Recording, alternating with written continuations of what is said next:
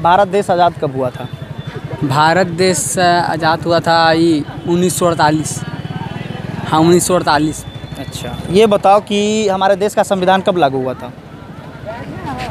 संविधान तुम सीबीएसई में पढ़ते हो, बाबा भीमराव अंबेडकर को कितना जानते हो, क्या जानते हो उनके बारे में? अभी जाना हमको यहीं पर। हाँ, अभी तो तुम खेलने आए थे, अभी जाना है। देखिए ये कि एक सरकारी विद्यालय में पढ़ने वाले छात्र और एक प्राइवेट विद्यालय में पढ़ने वाले छात्र में क्या अंतर हो सकता है? अंतर क्या होगा? सरकारी वाले इंग्लिश कम हल्का बोल सकते हैं, प्राइवेट वाले हैं हल्का कॉन्फिडेंस है, और क्या। तो क्या आप इस चीज़ को मानते हैं कि जो अंग्रेजी बोलना जानता है, जो अंग्रेजी अच्छी तरीके से जानता है, वही एक महान स्टूडेंट हो सकता है? नहीं, ये ऐसी बात तो नहीं है। हो सकता है कोई भी बन सकता है महान इंसान। और क्या डिफरेंस? अंग्रेजी बोलना एक मतलब अच्छे छात्र की सिर्फ ये पहचान नहीं कि अंग्रेजी बोल दिए तो आप बहुत बड़े विद्वान हो गए। हमने पूछा कि क्या अंतर लगता है। बिहार के अभी उप मुख्यमंत्री कौन है? अभी तेजस्वी यादव। बिहार के शिक्षा मंत्री कौन है? श्री चंद्रशेखर। बिहार के राज्यपाल कौन है? राजेंद्र विश्वनाथ अरलेकर। बहुत अच्छा। ये बताइए कि भारत के प्रथम महिला राष्ट्रपति कौन थी? महिला राष्ट्रपति प्रतिभा देव सिंह पाटिल 2009 से बनी है 2014 तक। भारत की प्रथम महिला प्रधानमंत्री कौन थी? इंदिरा गांधी 1975 में वो बनी थी। बिहार का स्थापना कब हुआ था? 22 मार्च 1912।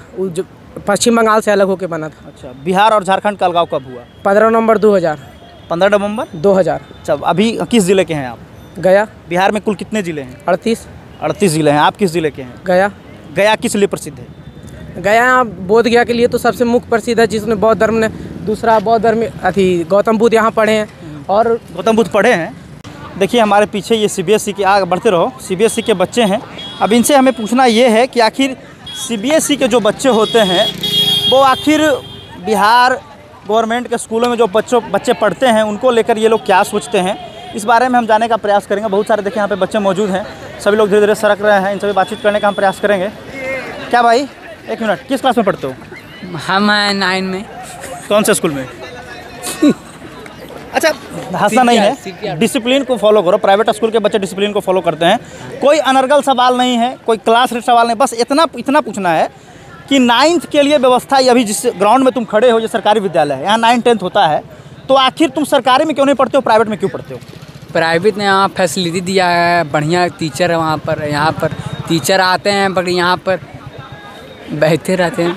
अच्छा, एक सरकारी स्कूल में पढ़ने वाले विद्यार्थी और एक प्राइवेट स्कूल में पढ़ने वाले विद्यार्थी में क्या अंतर है? वहाँ पर मतलब फैसिलिटी रहता ज़्यादा है ना। भारत देश कब आज़ाद हुआ था? रुके हमारा देखिए ये रुको, एक मिनट, ठीक है, फट जाएगा बैग, रुको, डिसिप्लिन को फॉलो करो। देखिए ये सीबीएसई के पढ़ने वाले हैं, हंस रहे हैं, बहुत हंसी आ रही है इनको, लेकिन हम जिससे सवाल पूछेंगे वही जवाब देगा, तुम लोग नहीं बोलेगा कुछ, ठीक है? बिहार दिवस कब मनाया जाता है? 22 मार्च। बिहार की स्थापना कब हुई थी? 1912 में। पकड़ो तो इधर हो, तुम इधर हो। अच्छा ठीक है, हमको भारत देश आज़ाद कब हुआ था? भारत देश आज़ाद हुआ था ये 1948। हाँ, 1948। अच्छा, ये बताओ कि हमारे देश का संविधान कब लागू हुआ था? संविधान तुम सीबीएसई में पढ़ते हो, बाबा भीमराव अंबेडकर को कितना जानते हो, क्या जानते हो उनके बारे में? अभी जाना हमको यहीं पर। हाँ, अभी तो तुम खेलने आए थे, अभी जाना है। देखिए ये सीबीएसई में पढ़ने वाले बच्चे हैं और इनकी स्थिति आप देख सकते हैं। एक मिनट भाई साहब, क्या नाम है? प्रियांशु शेखर। किस क्लास में पढ़ते हो? 9। कौन से स्कूल में? Creative public school. अच्छा, बाबा भीमराव अंबेडकर के बारे में कितना जानते हो? बाबा भीमराव अंबेडकर भारत के संविधान के जनक माने जाते हैं। उन्होंने भारत का संविधान लिखा। वो दलित समाज से होते हुए भी इतना शिक्षित हुए और भारत का संविधान लिखे, इसलिए वो प्रसिद्ध हुए। अच्छा, बिल्कुल सही बात है। और क्या जानते हो? और नहीं जानते हैं, वही लिखे हैं संविधान। वो ड्राफ्टिंग कमेटी के चेयरमैन थे जिन्होंने संविधान लिखा। संविधान कब लागू हुआ था हमारे देश में? 26 जनवरी 1950। बहुत अच्छा। अच्छा, ये बताओ कि आखिर जिस ग्राउंड पे तुम खड़ी हो ये सरकारी विद्यालय है और तुम्हारे सामने प्राइवेट विद्यालय है, तो तुम सरकारी के अलावा प्राइवेट में क्यों जा रहे हो जब सरकारी में भी सारी कुछ व्यवस्था मिल रही है? तो क्या अंतर होता है एक सरकारी स्कूल और प्राइवेट स्कूल में? तुम तो पढ़ रहे हो, अनुभव है, तुमको बताओ। अब हम तो सरकारी स्कूल में नहीं पढ़े तो उसका अनुभव हम नहीं बता सकते। हाँ, प्राइवेट का अनुभव पूछ रहे हैं। लेकिन हम जहाँ पढ़ रहे हैं वहाँ हम संतुष्ट है कि हमें जितना शिक्षा मिलना चाहिए उससे ज़्यादा हमको मिल रहा है। हम वहाँ अच्छा बेहतर प्रदर्शन कर रहे हैं। बिहार के अभी उप मुख्यमंत्री कौन है? अभी तेजस्वी यादव। बिहार के शिक्षा मंत्री कौन है? श्री चंद्रशेखर। बिहार के राज्यपाल कौन है? राजेंद्र विश्वनाथ अरलेकर। आलेरकर, बहुत अच्छा। ये बताइए कि भारत के प्रथम महिला राष्ट्रपति कौन थी? महिला राष्ट्रपति प्रतिभा देव सिंह पाटिल 2009 से बनी है 2014 तक। भारत की प्रथम महिला प्रधानमंत्री कौन थी? इंदिरा गांधी 1975 में वो बनी थी। बिहार का स्थापना कब हुआ था? 22 मार्च 1912 वो जो पश्चिम बंगाल से अलग होकर बना था। अच्छा, बिहार और झारखंड का अलगाव कब हुआ? 15 नवंबर 2000। 15 नवंबर 2000। जब अभी किस जिले के हैं आप? गया। बिहार में कुल कितने जिले हैं? 38 जिले हैं। आप किस जिले के हैं? गया। गया किस लिए प्रसिद्ध है? गया बोध गया के लिए तो सबसे मुख्य प्रसिद्ध है, जिसमें बौद्ध धर्म ने दूसरा बौद्ध धर्म गौतम बुद्ध यहाँ पढ़े हैं। और गौतम बुद्ध पढ़े हैं? गौतम बुद्ध को शिक्षा प्राप्त हुआ, ज्ञान की प्राप्ति हुई। निरंजना नदी के किनारे, इसलिए वो फेमस है।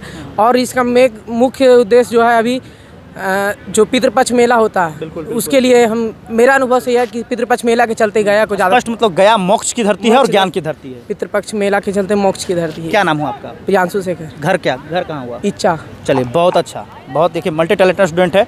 और वहाँ भी देखिए वो लोग भागेंगे, जब हम वहाँ जाएंगे तो वो लोग भागेंगे। हम थोड़ा दौड़ के देखिए, ये CBSE वाले बच्चे हैं, जबकि कितने अच्छे तरीके से इसने जवाब दिया। नाम क्या था तुम्हारा? प्रियांशु शेखर ने इतने अच्छे तरीके से जवाब दिया, हर सवालों का जवाब एकदम बेहतरीन तरीके से दिया। चाहे वो पढ़ाई से रिलेटेड सवाल हो, चाहे वो सरकारी विद्यालय और प्राइवेट विद्यालय को लेकर सवाल हो, इतने बेहतर तरीके से इन्होंने जवाब दिया है। तो ये वाकई में, भाई साहब थोड़ा 1 मिनट आ जाएंगे? नहीं आएंगे भाई साहब, देखिए। हाँ, खेलने के लिए टाइम है लेकिन बात करने टाइम नहीं है। किस क्लास में पढ़ते हैं आप? 9th में। कहाँ घर हुआ आपका? रामपुर। एक बात बताइए, फतेहपुर क्षेत्र में अभी आप जहाँ प्राइवेट विद्यालय में पढ़ रहे हैं, उसके जस्ट अपोजिट में एक सरकारी विद्यालय भी है। 9th-10th की पढ़ाई यहाँ भी होती है और वहाँ भी होती है। तो अब सरकारी विद्यालय छोड़कर प्राइवेट में क्यों गए? प्राइवेट फैसिलिटी है, टीचर्स बाहर से आते हैं पढ़ाने के लिए, इंग्लिश है हल्का, इसीलिए पढ़ते हैं और क्या। तो सरकारी विद्यालय में अभी BPSC के थ्रू काफ़ी अच्छे शिक्षक की बहाली हो रही है। उत्तर प्रदेश, दिल्ली, हरियाणा, ना जाने कहाँ से पूरे देश के विभिन्न राज्यों से शिक्षक आ रहे हैं। तो क्या लगता है कि अब सरकारी विद्यालय में सुधार होगा? हाँ, होगा, लग तो रहा है। तो क्या लगता है कि अब CBSE में जो बच्चे पढ़ रहे हैं वो आएंगे सरकारी विद्यालय में? उनका मन, अब क्या कर सकते हैं हम। हाँ। चाहते हैं आने के लिए तो आएँ, और क्या। भविष्य में क्या करना है आपको? भविष्य में ही IIT करना है। अच्छा, एक बात बताइए, किस तरीके से आप पढ़ाई करते हैं? और पहले हमको ये बताइए कि एक सरकारी विद्यालय में पढ़ने वाले छात्र और एक प्राइवेट विद्यालय में पढ़ने वाले छात्र में क्या अंतर हो सकता है? अंतर क्या होगा, सरकारी वाले इंग्लिश कम हल्का बोल सकते हैं, प्राइवेट वाले हैं हल्का कॉन्फिडेंस है, और क्या। तो क्या आप इस चीज़ को मानते हैं कि जो अंग्रेजी बोलना जानता है, जो अंग्रेजी अच्छी तरीके से जानता है, वही एक महान स्टूडेंट हो सकता है? नहीं, ये ऐसी बात तो नहीं है। हो सकता है, कोई भी बन सकता है महान इंसान। और क्या डिफरेंस? अंग्रेजी बोलना एक मतलब अच्छे छात्र की सिर्फ ये पहचान नहीं कि अंग्रेजी बोल दिए तो आप बहुत बड़े विद्वान हो गए। हमने पूछा कि क्या अंतर लगता है। जैसे बहुत सारा, जैसे आपने बताया कि अच्छी फैसिलिटीज मिल रही है, तो वो कुछ 2-4 अंतर बताइए। सरकारी विद्यालय के छात्र जो पढ़ते हैं वहाँ और प्राइवेट विद्यालय में पढ़ते छात्र, उसका अंतर बताइए। अंतर तो कुछ नहीं होना चाहिए उतना। अच्छा, वही मन पे डिपेंड है। डिसिप्लिन को क्या कहना चाहिए? डिसिप्लिन को लेकर? डिसिप्लिन भी अच्छा है।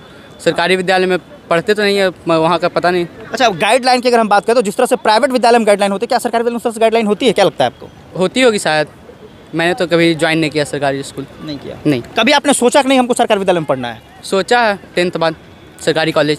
10th के बाद? हाँ। क्यों 10th के बाद फिर आप CBSE में क्यों नहीं पढ़ेंगे? पढ़ेंगे कि मार्क्स पे डिपेंड है, अच्छा कॉलेज मिला तब देखेंगे, और क्या। अच्छा, ऐसा तो नहीं है कि 10th के बाद जब आप 11th-12th का एडमिशन लेते हैं तो पढ़ाई का खर्च जो है वो 3 गुना से 4 गुना हो जाता है? ये भी होता होगा? नहीं, उतना भी नहीं होता है, हल्का होता है, और क्या। नहीं, ज़्यादातर ये देखा जाता है कि जो प्राइवेट विद्यालय में बच्चे 9th में पढ़ रहे हैं वो 10th में आ जाते हैं सरकारी में, और जो 10th अगर CBSE से कर लेते हैं वो 11th-12th में आ जाते हैं सरकारी में पढ़ने के लिए। तो वहाँ पर आप प्राइवेट में पढ़ रहे हैं तो वहाँ पर क्या डिफरेंस हो सकता है कि आखिर 10th करने के बाद प्राइवेट विद्यालय के बच्चे सरकारी विद्यालय में क्यों आ जाते हैं? उनके पास मनी प्रॉब्लम होती है, कई तरह की प्रॉब्लमें होती है, इसी के कारण आते हैं। फैसिलिटी। बिल्कुल। अच्छा, आप जब यहाँ सरकारी प्राइवेट विद्यालय से पढ़ के अपने घर में जाते हैं तो गार्जियन कैसे आपको जो है वो फॉलो अप करते हैं? गार्जियन कैसे आपका जो है वो फीडबैक चेक करते हैं कि बच्चा मेरा क्या पढ़ रहा है? क्या आपसे पूछते हैं? हाँ, पूछते हैं कभी कभी, वही डायरी वायरी चेक करते हैं, और क्या। गार्जियन चेक करते हैं? हाँ, कभी कभी करते हैं। पेरेंट्स मीटिंग आपके स्कूल में होता है? हाँ, होता है। क्या आपके गार्जियन आते हैं? हाँ, जरूर आते हैं। हाँ, मतलब आपको दोनों तरफ से गाइडलाइन हो रही है? हाँ। प्राइवेट स्कूल से भी और घर में भी? यस। और देखिए, मैं बता देता हूँ, एक्चुअली मैं सरकारी विद्यालय का छात्र रहा हूँ, तो मुझे जहाँ तक अनुभव है कि सरकारी विद्यालय में पढ़ने वाले छात्र जब घर जाते हैं तो उनके माँ और पिता उनके ऊपर फोकस नहीं करते हैं, नहीं देखते हैं कि मेरा बच्चा क्या पढ़ के आया है, और सरकारी विद्यालय में उतना डिसिप्लिन जो है बच्चों को नहीं मिल पाता है। ये थोड़ा ज़्यादा डिफरेंस हमको लगता है, जबकि हर गार्जियन को होना चाहिए कि हमारा बच्चा क्या पढ़ के आया है एक बार पूछे। हाँ, वो ज़रूरी है। बिल्कुल।